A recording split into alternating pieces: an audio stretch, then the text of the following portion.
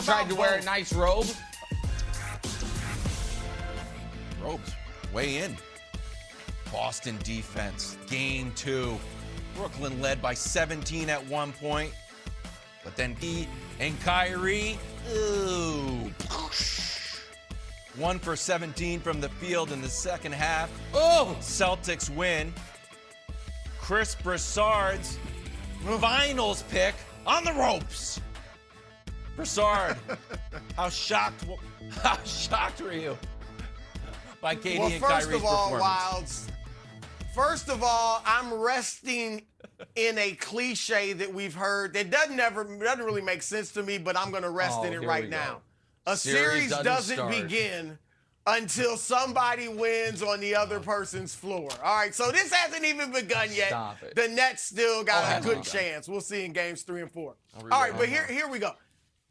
I'm surprised. I mean, look, not so surprised that Boston won. Obviously, they're a very good team. They've been that this whole calendar year.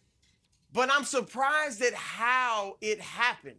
If you had told me yesterday at this time, you're going to get for the Nets 23 points from Bruce Brown, 18 from Goran Dragic, and 16 from Seth Curry, and the Nets are going to match the Celtics on the glass, hold them to 7 offensive rebounds, I would have been like, there's no way the Nets are losing that game. And yet, because they're 2 superstars, let's just call it like it is. 2 guys that some are saying, Tracy McGrady just said it to our Shannon Sharp the other day. The most skilled players in the history of the league as far as a duo. They came up incredibly small. They didn't show up. All right, and I will give the Celtics defense a lot of credit, but I did not expect the Nets' 2 stars to come up so small. Let's start with Kyrie Irving. My fear yesterday was that he would come out and try to do too much, Nick, right? He's going against the crowd. Is he going to go for 50 points and try to shut them up to the demise of his teammates? Instead he went the opposite. To use Kyrie's word from the press conference a few days ago, he was docile. He was off the ball. He took 13 shots, and he had Kevin Durant bringing the ball up court. Now, I don't know if that was just some strategy to get Durant, some momentum going downhill because they were defending him so well. But let's look at this play. Here's Durant bringing the ball up the court, and Grant Williams and Jason Tatum have locked him up. Here's Durant. Williams is looking like Dennis Rodman against Kevin Durant. All right, and here's the greatest respect for the Celtics defense. Durant is hearing footsteps because you know a guy's hearing footsteps because when they get open looks, they still are worried about the defense. And Durant and Kyrie, to a lesser extent, were missing open looks. Here it is. That's vintage Kevin Durant, and he misses it because they are in his head with their physical defense.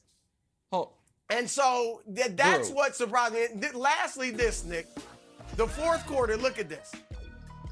If there were 2 stars, I would have picked the 2 champions to shine in the fourth, not the 2 young kids. You picked wrong, buddy. And you see there, they outscored them by 9. That was the game. You can look at all types of other things, but that was the game. The Nets' 2 superstars did not show up. Bro, it was worse than that. You're underselling this. And the Celtics do have a great defense, but this isn't baseball where a great pitcher can throw a 1-0 shutout. This is the NBA. I don't care if you had a collection of the greatest defenders of all time in their prime and put them on one team.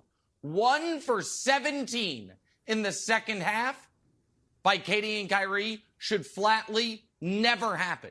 KD had never gone a half of playoff basketball without making a basket. He was 0 for 10. This was a brutal, unforgivable performance by, again, 2 guys who everybody loves skill. Oh, my God, they're so skilled. Oh, my God, look at all this skill. Well, production would be helpful. Winning would be nice. And here's the facts, Wilds. Kyrie Irving, who hit one of the biggest shots in playoff history and has an unbelievable line of box scores in NBA Finals games, has not had a single significant playoff moment outside of round one since 2017. And that's going to continue this year because they're not going to get out of round one. And Kevin Durant had a golden opportunity this year. The 5 best players of this generation in no order: LeBron, Giannis, Steph, Kawhi, KD. You know what they all have except for KD? An unimpeachable title of their own.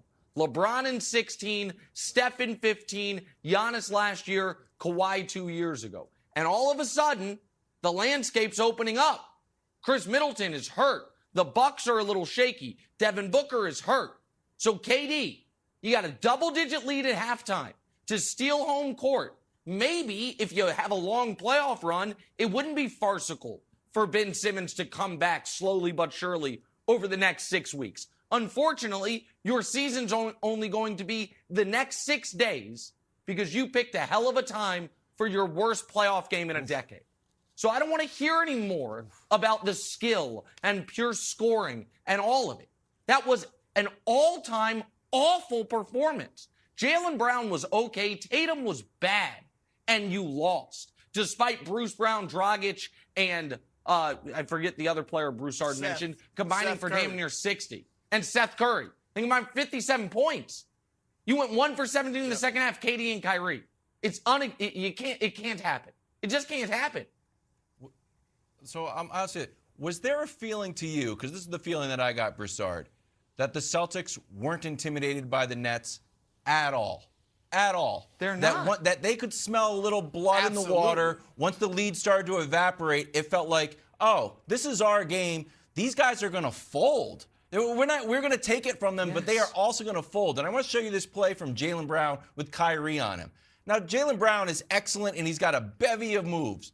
But the move that he does here on Kyrie is, I'm going to take it right to your chest. It almost looked like, I I view things through Patriots' eyes, like what the Patriots did with the Bills. Like, we're just gonna push this right through you, and it is not only going to be effective, it is going to be mentally demoralizing.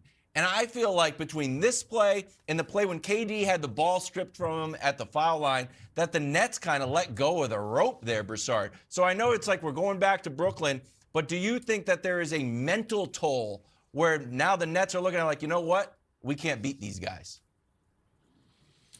I wouldn't go that far. Because, look, again, Kyrie Irving, now granted, he had LeBron James next to him. Well, now he's got Kevin Durant next to him. He came back from a 3-1 lead against a team that won more regular season games than anyone. So I don't think they will be defeated. Real talk. And last year, let's go back a year ago. Everybody thought Phoenix had Milwaukee beat, right? When they're up 2-0 in the finals. Everybody thought Brooklyn had Milwaukee beat when they're up 2-0 in the playoffs in the second round. Your old so buddy, Nick we've Rice. seen teams come back from 2-0 deficit. So, look, it looks bad. There's no doubt. And I agree with you that the Celtics are not in the least bit intimidated. In fact, they're bullying the Nets. They took Kevin Durant's lunch money yesterday, period. So it's going to be tough, but I'm not writing them off yet because we've seen too many teams come back from 2-0 deficits. Yeah, and I don't think the Nets are going to get swept, to be clear. And listen, things will go well for one of the games in Brooklyn. They'll be hitting shots, and everyone will once again be talking about how scary they are and how good they'll be next year. And I'm not even going to focus too much on Kyrie Irving. Kyrie Irving is an excellent offensive player that has been wildly overrated by segments of the media and segments of the player population because he is so almost hypnotizing with his skill. It should not be a shock to anyone that Kyrie Irving followed a great game with a bad game. He has done that throughout this season. The Durant thing is jarring in a way I'm not. I have been saying for the last 2 months, those 40 minutes a game might be wearing him down. That's the only possible explanation. No. Brew, you're shaking your head. I know you're saying it shouldn't happen. There's another explanation. There's another explanation. First of all, he was out for the thing. 20-something games straight. I understand that, but just quickly, if I may. In this series, he has 13 made baskets and 12 turnovers. The way he is having the ball taken from him is more jarring than the missed jump shots or even seeing his jump shot get blocked. He is not, and he seemed so quietly confident going into this series in the press conferences. To see Kevin Durant on the court getting bullied, getting pushed around, not being able to do anything it is not the same stakes and it is not that level of meltdown, but it is nearly as jarring as, to me, LeBron in 11, where it was like, wait, what is happening here? I've never seen this guy play like this. No. Here's the difference. I'm just saying as far as how different it looks from how I expected him to play. That's all I'm saying. It just doesn't look like Kevin Durant. I agree with that, but LeBron took himself out of the series in 2011. They didn't stop him. He stopped himself. Yep. Let's give the Celtics some credit. And I'm going to say, Nick, because we always hear, I even heard Gilbert Arenas recently on a podcast talking about Rodman, Jordan, Pippen. They couldn't guard Kevin Durant. This is 90s basketball. The refs are letting the Celtics play 90s defense. And they're getting physical with Kevin Durant, and he's not used to it. He's used to having room, being able to do what he wants. They are getting physical with him, and that's the problem. Simple as that. We know he's not incredibly strong. He's not big. He's not a physical player. They are letting the Celtics be physical, and it's thrown Durant off his game.